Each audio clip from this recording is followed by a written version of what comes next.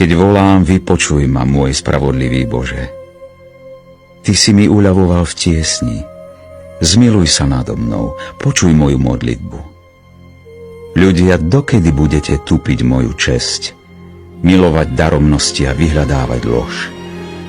Pochopte, Hospodin pre zbožného robí divy. Hospodin počuje, keď volám k nemu. Chvejte sa a nehrešte. Uvažujte na lôžku a zmlknite.